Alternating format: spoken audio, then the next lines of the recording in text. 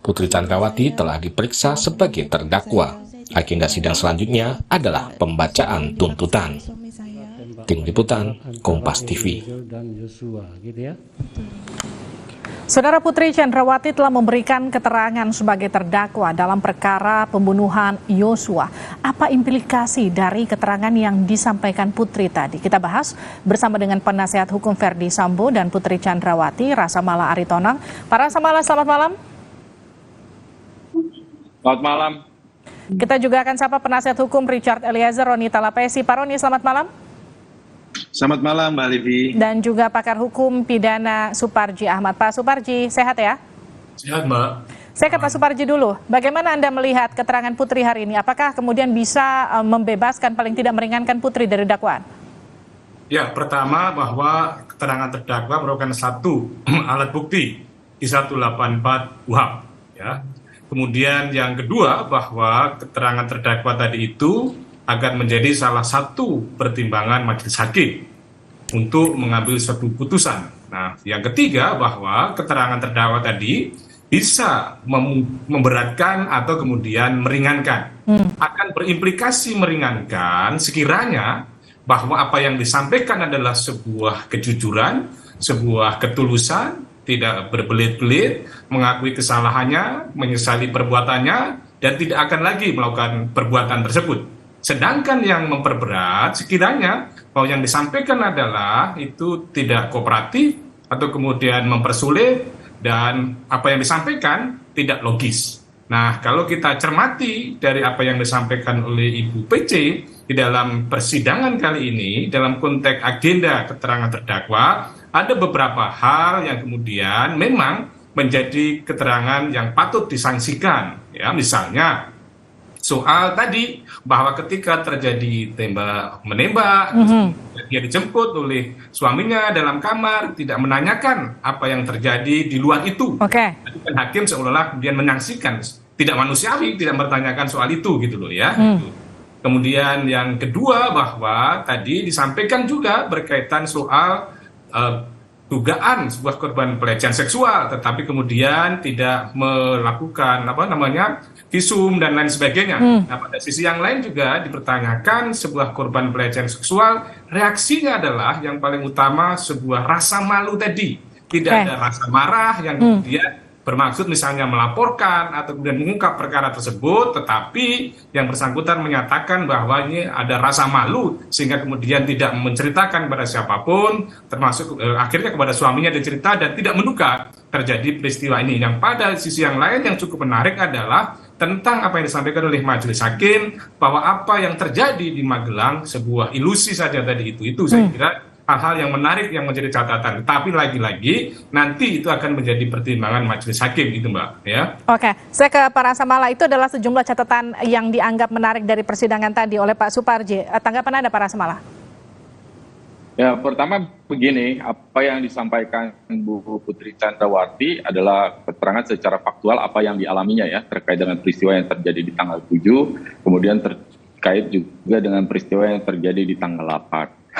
Motif terjadinya peristiwa di tanggal 8 disampaikan bahwa kejadian perkosaan atau kekerasan seksual yang di tanggal 7 yang dialami langsung secara detail sebenarnya tadi tidak disampaikan pada persidangan yang sifatnya terbuka karena sebelumnya sudah disampaikan dalam persidangan tertutup. Jadi detail soal bagaimana terjadi peristiwa itu sudah disampaikan dan itu termuat di dalam berita acara perkara gitu.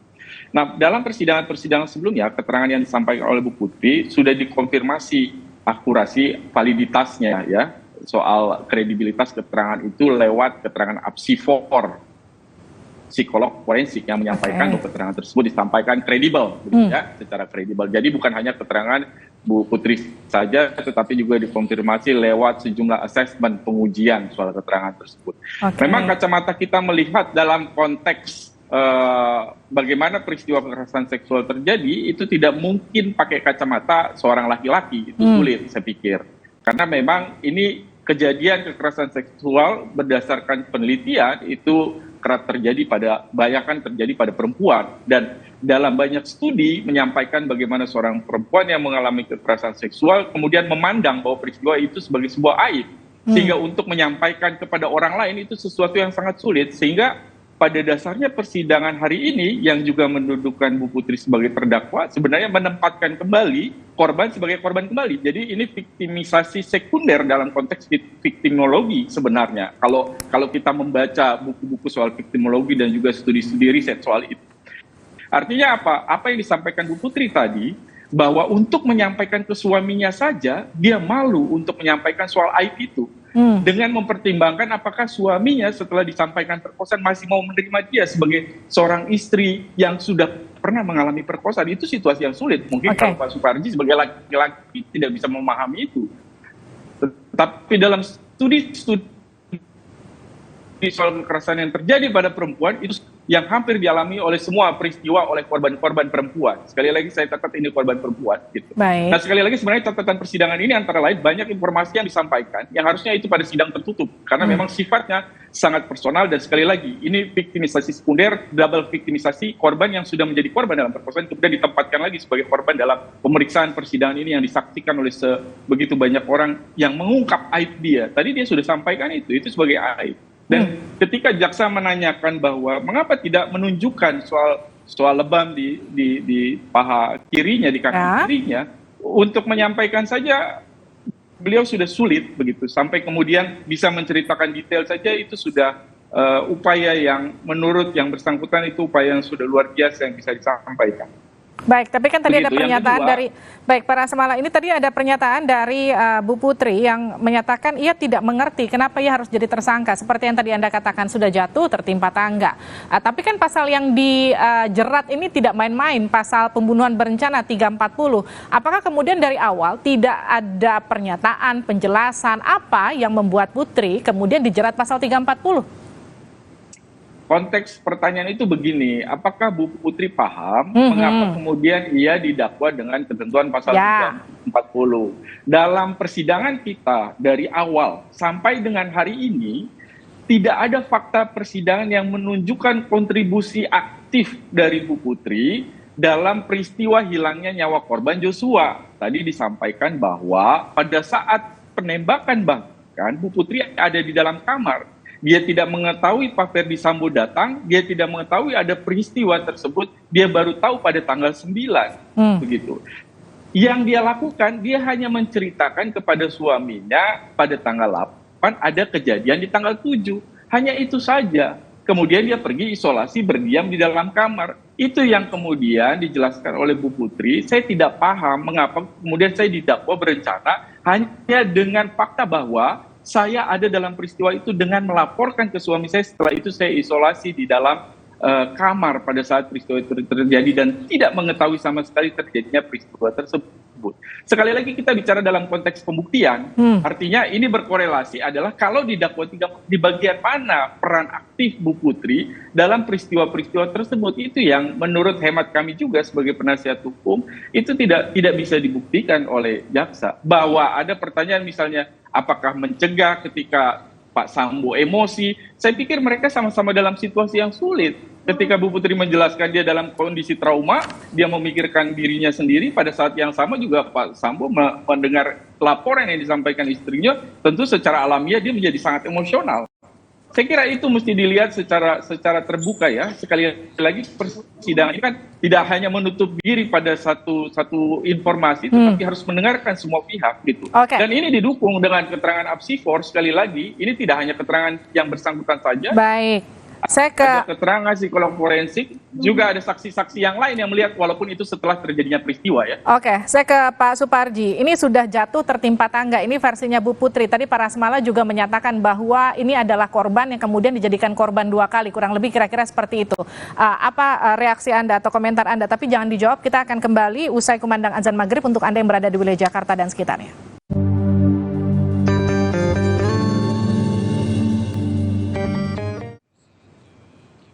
Selamat menunaikan ibadah sholat maghrib untuk Anda yang berada di wilayah Jakarta dan sekitarnya. Kita masih berbincang bersama dengan sejumlah kuasa hukum Dari Richard Eliezer ada Roni Talapesi, dari Putri Chandrawati dan Ferdi Sambo ada Rasa Mala Aritonang, juga ada pengamat hukum pidana Suparji Ahmad. Tadi pernyataan saya terputus ke Pak Suparji Ahmad, sudah jatuh tertimpa tangga. Ini pernyataan Bu Putri tadi di persidangan. Pak Rasa Mala menambahkan Bu Putri dalam kasus ini adalah korban yang kemudian dikorbankan 2 kali, katakanlah seperti itu. Bagaimana Anda melihat pernyataan ini?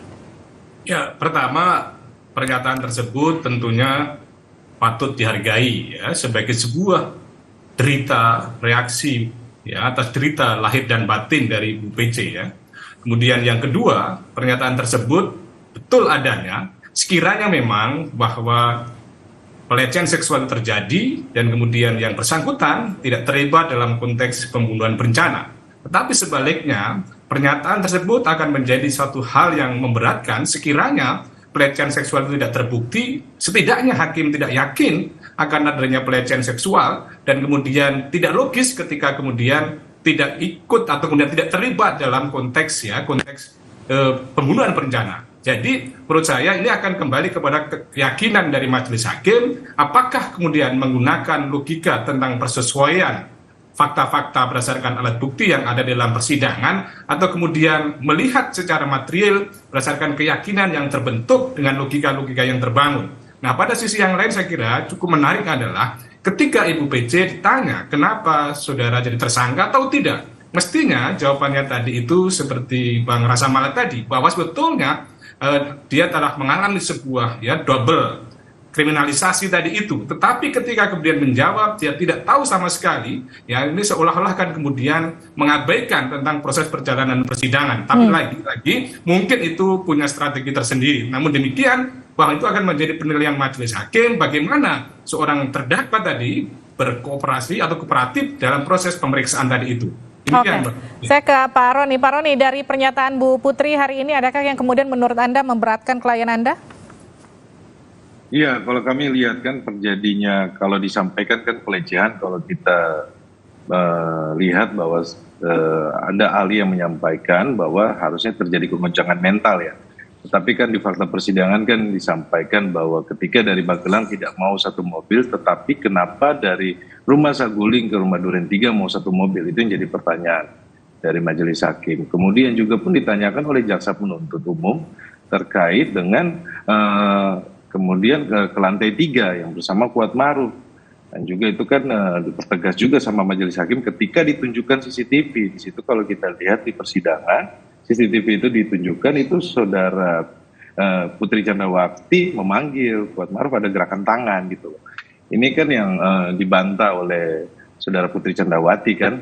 Tapi ya kalau kita melihat bahwa peristiwa yang ada di lantai 3 ini kan, itu kan disampaikan oleh Putri Chandrawati persidangan hari ini kan dia bicara dengan Ferdi Sambo kan, kemudian sampaikan bahwa nanti akan dipanggil klarifikasi. Nah ini yang sebenarnya kalau kita lihat bahwa peristiwa pidana yang ada di rumah Saguling rangkaiannya sudah ada, Mbak Livi. Seperti itu, Mbak. Oke, tapi kan ini juga di dalam persidangan Putri juga menyebut tak perintahkan Eliezer untuk mengantarkan senjata. Ya, itu yang kali dari awal kan kita sudah sampaikan kan bahwa keterangan dari Kuat Maruf sudah sampaikan juga bahwa bersama Eliezer lewat tangga tengah. Tetapi jadi pertanyaan kan kenapa tidak ada di CCTV kan? Kalau kita lihat di persidangan kemudian juga hakim sampaikan kan kalau CCTV ini tercecer, Mbak Livi. Jadi sebenarnya sudah terungkap, Mbak Livi. Termasuk Putri yang menyatakan tidak melihat Eliezer di momen penembakan di Duren 3. Ya, saya pikir bahwa ketika ada ada PS, kemudian ada lihat lokasi di rumah Duren 3 dengan situasi rumah yang ruang tamunya tidak terlalu besar, saya pikir majelis hakim bisa melihat ya Pak. Kemudian kan faktanya kan terlihat bahwa selongsong peluru itu ada di mana-mana, tuh rekoset ada. Kemudian ya itu nanti jadi penilaian hakim lah, Mbak Livi. Oke, saya ke Pak Rasa Mala. Ini juga kemudian jadi pertanyaan ketika masyarakat menonton Bu Putri menyatakan bahwa ia tidak melihat adanya jasad Yosua, padahal posisi kamar itu tidak terlalu berjauhan, pintu setengah terbuka, kata beberapa terdakwa di persidangan, dan juga tidak bertanya soal adanya penembakan. Ini sama dengan apa yang kemudian diceritakan Bu Putri terhadap Anda, Pak Rasa Mala? Saya kira mesti diklarifikasi begini, pada saat setelah terjadi penembakan itu, sebelum terjadi penembakan itu, Bu Putri kan masuk ke dalam kamar, ini sesuai fakta persidangan ya, masuk ke dalam kamar, kemudian dia berganti baju. Kalau ganti baju kan nggak mungkin pintunya itu dibuka, gitu loh. Jadi pintu itu dalam keadaan tertutup, terkunci. Kemudian beliau beristirahat pada saat itu, tidur karena memang keadaan badannya tidak fit begitu. Nah, kemudian pada saat beliau berbaring, terdengarlah suara letusan tembakan tersebut. Jadi pada saat peristiwa itu terjadi, pintu dalam keadaan tertutup. Itu jelas itu fakta persidangan dan juga berkesesuaian dengan saksi-saksi yang lain. Setelah terjadi peristiwa itu, baru Pak Ferdisambo masuk ke dalam menjemput Bu Putri dan disitulah pintu terbuka. Kemudian membawa Bu Putri, cara membawanya adalah dengan membekap Bu Putri ke dada Pak Ferdisambo. Maksud Pak FS dalam keterangannya adalah untuk menghindari jangan sampai Bu Putri bisa melihat bagaimana kejadian yang ada di luar. Memang dia tidak mau memperlihatkan kejadian yang ada di luar kepada Bu Putri. Sehingga ketika Bu Putri keluar lewat dapur, beliau sama sekali tidak melihat bagaimana situasi di ruang tamu pada saat beliau melewati itu. Jadi dia dituntun dengan dibekap kepalanya ke dada Pak Ferdisambo sehingga tidak bisa melihat keadaan sekitar. Baru dibuka setelah keluar di garasi, disitulah masuk ke mobil begitu. Jadi ada beberapa hal yang memang harus dilihat secara kontekstual. Kalau tadi kita bicara dalam konteks dakwaan ini adalah 340, yaitu tuduhan bahwa adanya rencana untuk menghilangkan nyawa Joshua, yang menjadi pertanyaan di bagian mana kontribusi Bu Putri dalam tujuan tersebut. Karena faktanya dalam persidangan, Bu Putri hanya naik ke lantai 3 di Saguling, bertemu dengan suami, melaporkan kejadian di tanggal 7, setelah itu pergi isoman dan berdiam di dalam kamar. Begitu. Jadi artinya tidak mungkin satu kesimpulan nanti ditarik melompat gitu, logikanya melompat, tiba-tiba dia menjadi peserta dalam pembunuhan tersebut. Itu logical fallacy saya pikir dalam konteks pembuktian perkara dalam apalagi kalau nanti sampai dihukum. Oke, ini pertanyaan terakhir untuk Anda Pak Rasamala. Pernyataan Bu Putri hari ini di persidangan apakah cukup untuk meyakinkan hakim untuk meringankan hukumannya nanti? Saya kira apa yang disampaikan Bu Putri hari ini adalah fakta atau keterangan apa adanya yang memang itu yang sudah dialami oleh beliau. Dan keterangan itu terutama soal kejadian apa yang terjadi di tanggal 7 itu sudah dikonfirmasi lewat keterangan apsifor yang dibuktikan. Sekali lagi saya mau bilang bahwa psikolog forensik yang dihadirkan itu bukan oleh penasihat hukum, tetapi oleh jaksa penuntut umum yang diminta oleh penyidik untuk melakukan assessment. Dan hasil assessmentnya, keterangan tersebut kredibel. Artinya ketika ada keraguan-keraguan soal motif apa yang terjadi, jaksa penuntut umum sudah membuktikannya lewat keterangan apsifor yang berkesesuaian dengan keterangan Bu Putri dan juga berkesesuaian dengan keterangan saksi-saksi lain, walaupun saksi lain mengetahui informasi itu setelah terjadi peristiwa di dalam kamar, tetapi itu sebagai bagian petunjuk yang harus bisa dilihat secara lebih lengkap. Saya kira itu ke depan tentu kita harus lihat ini terbuka dan harapannya hakim bisa menilai ini secara adil. Itu aja prinsipnya. Baik, terima kasih kuasa hukum dari Putri Chandrawati Rasamala Aritonang dan kuasa hukum dari Richard Eliezer Ronita Lapesi serta pengamat hukum pidana Suparji Ahmad telah bergabung bersama kami di Sapa Indonesia Malam.